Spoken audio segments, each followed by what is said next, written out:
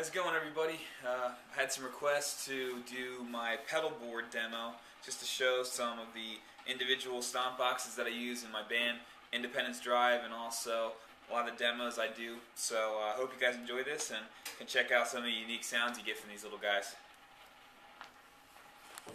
Before I start on this whole smorgasbord, just want to let you know I'm going to be playing this on a 2002 Fender American Stratocaster and my orange rocker Verb 100 head going into a Marshall 1960A cab. Alright, first things first, you got to start with the tuner. So here is the Korg Pitch Black tuner. As you can see, mutes with the tuner out, and I think it puts up a really nice bright display. Hopefully you guys can see that. The reason I got this is just because it's a fantastic tuner. Korg makes great products, and it's also got a lot of calibration settings. I happen to like setting 3 for any of you that have this. There's also like a strobe setting, which I can show you. There's setting 1, which as you tune, it kind of gives you the Knight Rider effect, if you will. Setting 2 comes from both sides until you get it right in the middle there. Setting 3, like I just showed you, is the one I like. Just shows you if you're left or right of the green. And then number 4, which is like the pulsating one. Pretty cool stuff anyways.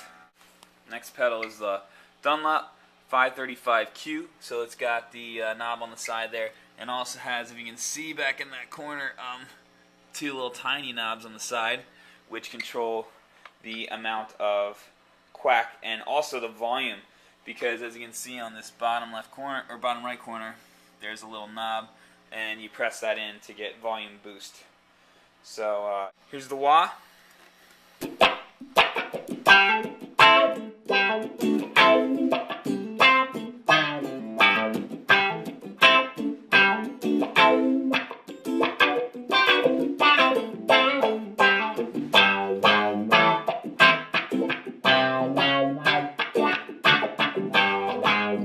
I like to keep it a little throatier setting, but that's that.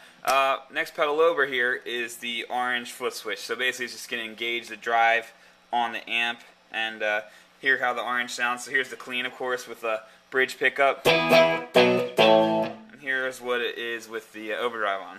Let me turn it up a bit.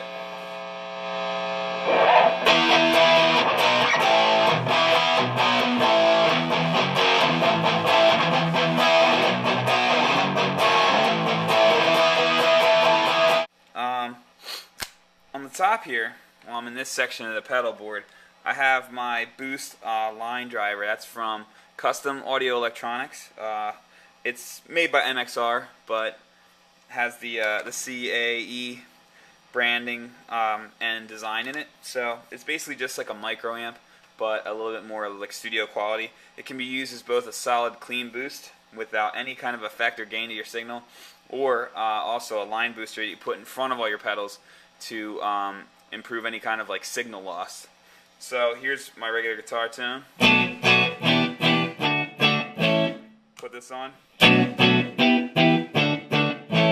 mean, you can really get anything from 0 dBs to plus 20 decibels of boost. So here's what it sounds like with I'll give you 20. Here's regular. Here's 20. I mean, it's even starting to get a little overdriven at that point, so I usually keep it around 4. That's quite enough. The next one I use is the Jacques Meistersinger.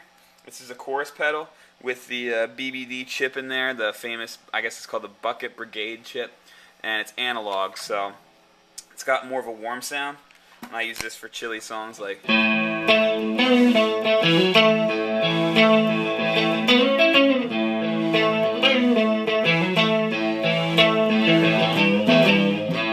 the idea there. Next one is the digital reverb, the RV5 from Boss. The reason I got this instead of the Holy Grail is, let me move the camera a little bit over here so you can see that. The Holy Grail tends to be a real volume cutter, and I don't like that at all. You know, I lose a lot of the gains of the signal, and my guitar kind of drops under the mix, which is not very good. You got to kind of start with the Grail if you're going to use it, It does have a great convincing reverb sound though, so you can go real deep on it. Like, I don't know why you want to go that far, but this is about. You can also put on the Hall setting, which is this. Gives you a little bit more of a decay, and then the flurb, which is like flanger and reverb. Like,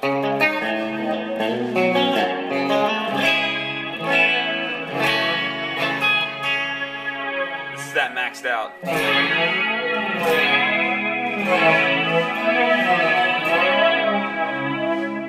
Kind of funky. Anyways, I like using the Boss Digital reverb because there's no real signal loss. If I'm playing a song like here's some reverb.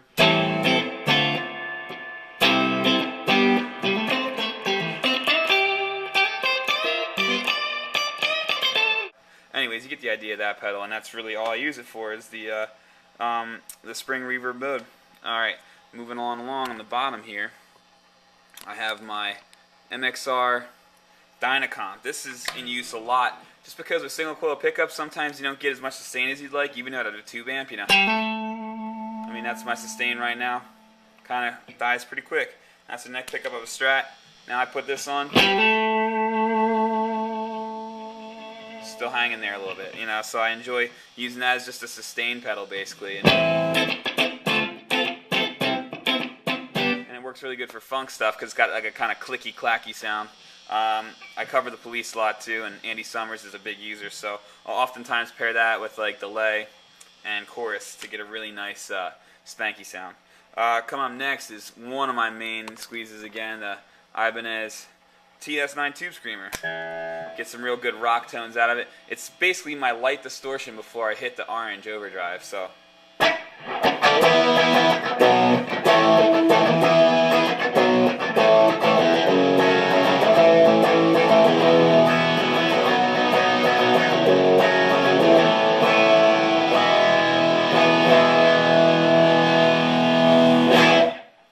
You know, get some good leads too, blues tones.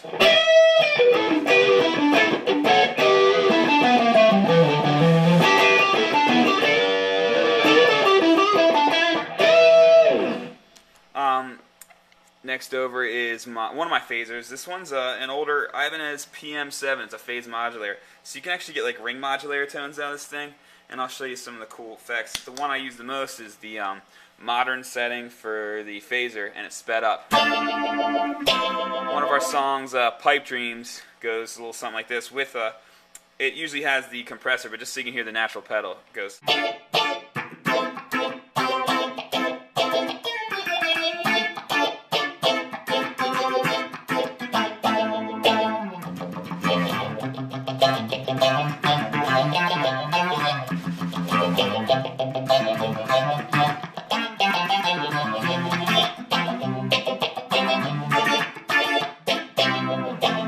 That's like the exact song, or exact sound that we have on our album. You can check us out on iTunes, by the way, a little promotional plug, Independence Drive, like the name of a road, Independence Drive, check us out, iTunes. A lot of these pedals will be featured on those songs anyhow. This next one's a Deluxe Electric Mistress here. I got this pretty much just because of Andy Summers, one of my favorite guitar players of the Police, and he uses this a lot, more as a chorus and less as a flanger, so it's got that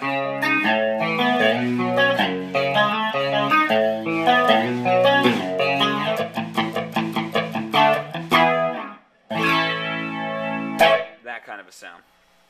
You can check out my whole review on this. I use the same guitar actually, and that's over on my channel. Going back to the phase modulator though, so there's the typical form. Now I can change it to a different kind of wave form. This is a square wave. Right now I'm on like more like the traditional wave. Then you have a square sine wave. I can't remember exactly, but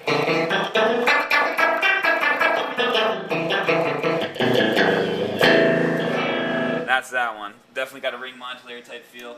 And the next one's even worse.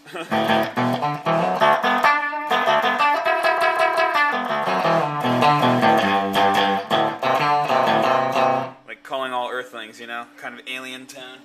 So that's that one. Now if we rotate around here, you can see the rest of my board. It's funny, I have two Gator pedal boards. I really like them. They're good quality. They kind of use crap chipboard. Sometimes you can get banged up, and they're very, very heavy. It's the only thing I kind of hate about them. The wood themselves is pretty heavy, but they come with a 9-volt power supply adapters that power 8 pedals, so it's pretty cool. Another thing I should mention is that the Korg tuner also powers 3 pedals off that, so that was another motivation for me to get that, because I use, you know, all pedal power for these guys, unless it has its own supply that it needs strictly. So this one up here is the Micro-Q Tron, and I use that for a lot of the 311 reggae type stuff. I mean, I use it for amber, of course, on 311 strong. It's got that quack, you know, automatic. It's an auto wah. And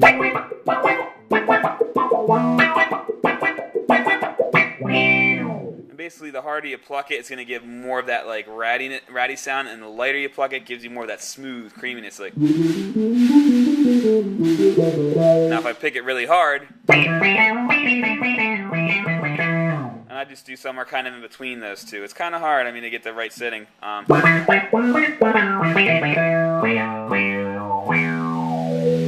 So you get the idea of the Q Tron. My favorite pedal would have to be the TC Electronics 2290. This thing has 10 presets that you can store in here and go through. As you can see, I go from selections, you know, 1 through 8. On selection 1, I keep it like a real present delay. I use that for like the Police Walking on the Moon. You can tap tempo, which is another great thing about it.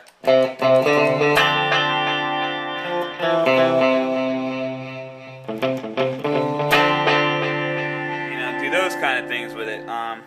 You know, there's all kinds of delays on here. I use some. I got some U2 delays, I believe, on here somewhere. Maybe this is one. Nah, it can't be it. I think this one's yeah, that's the one for that.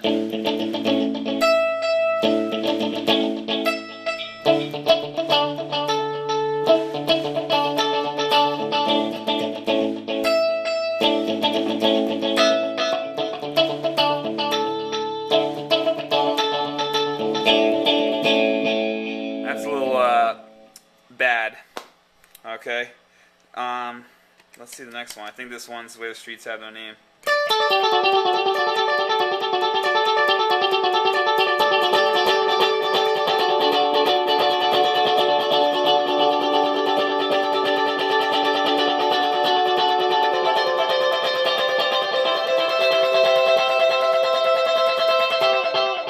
Now I want to run. Just kidding. Alright, so you get the idea of that. It's pretty cool. I just keep them in there to mess with. But I do have some of my own user presets. I believe one of these is my back. Number 8 is one of my favorites. I just keep this as kind of a short delay. Let's turn it on first. Okay, so you know, it decays real quick. It's not quite as present, and I use that on a lot of our songs, just to kind of give it a little extra flair. And I'm in a 3-piece band, so it needs to get filled out.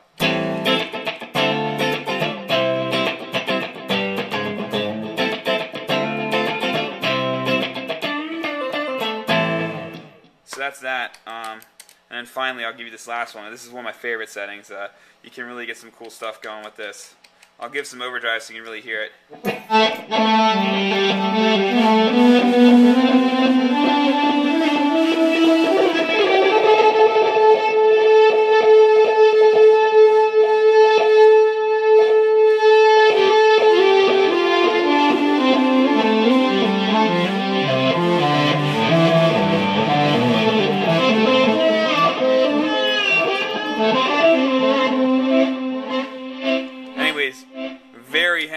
You know, and I love the psychedelic flavor of that one, so that's fun. And then coming over here, I'm stealing a slogan from Tim Mahoney from 311, but he calls his little board the party board. So this thing right here is the party board, and I use some of the lesser used pedals over here. First, it's the Super Octave from Boss. This one I usually keep the drive on for some Black Keys stuff, but this is what it sounds like.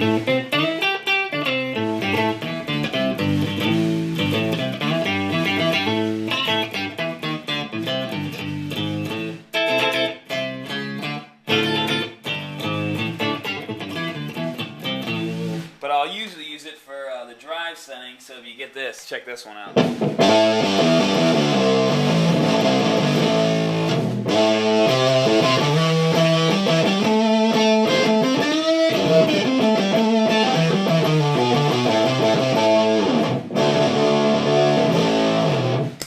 That's kind of your, what do you call it, tighten up sound. And they definitely use a little bit of that in there. The Danelectro Tuna melt. Little Tremolo.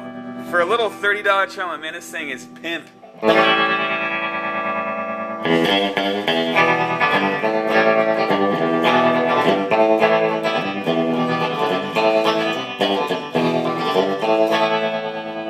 I use that on a little 311 too, like.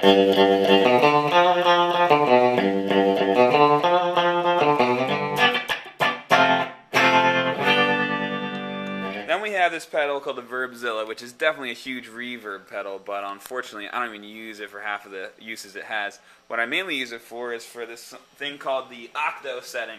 When you turn on the Octo setting, this is something what you get. So I'm playing just a little F shape here. A little A bar F, you know, and then all of a sudden you kick this in.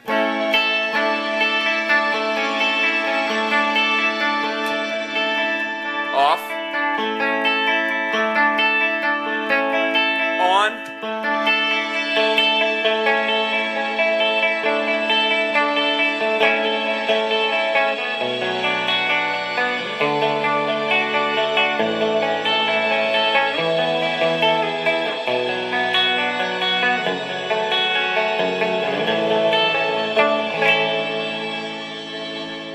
It's like a chorus of guitars. It's amazing. It kind of sounds like a pipe organ behind you.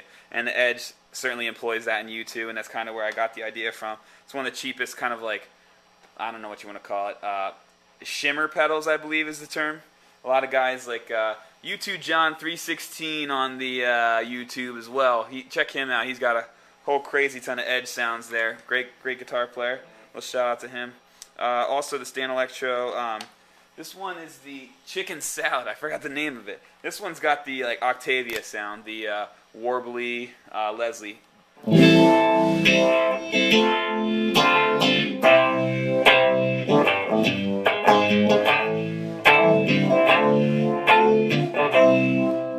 Kind of like.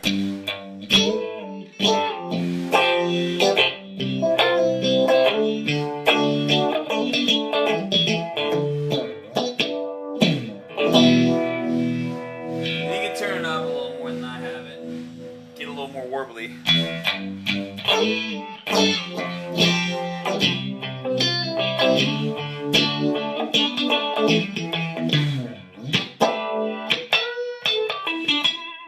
Sounds cool with distortion.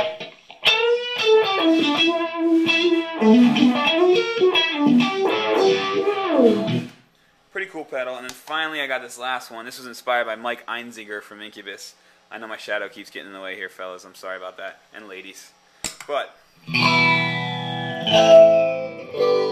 it's a Boss Superphaser PH2, and it's just set at the, let's see, mode 1, and it's set all the way back to the least possible maximum, so you really get a spinning, it's almost like a wah pedal being open and closed for a long time.